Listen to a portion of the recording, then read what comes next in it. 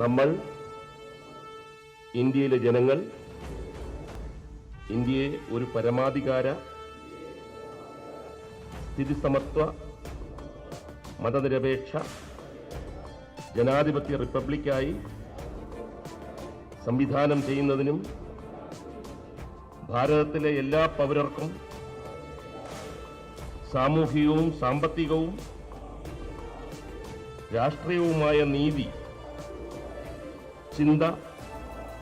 ആശയാവിഷ്കാരം, വിശ്വാസം, ഭക്തി, ആരാധന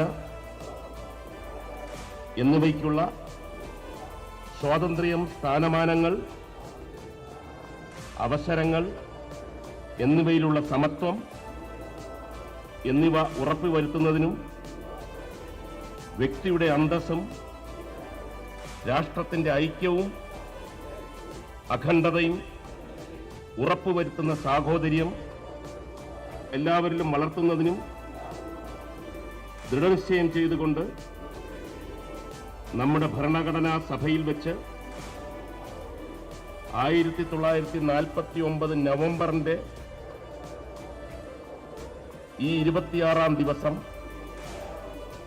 ഈ ഭരണഘടനയെ അംഗീകരിക്കുകയും നിയമമാക്കുകയും നമുക്കായി തന്നെ സമർപ്പിക്കുകയും ചെയ്യുന്നു.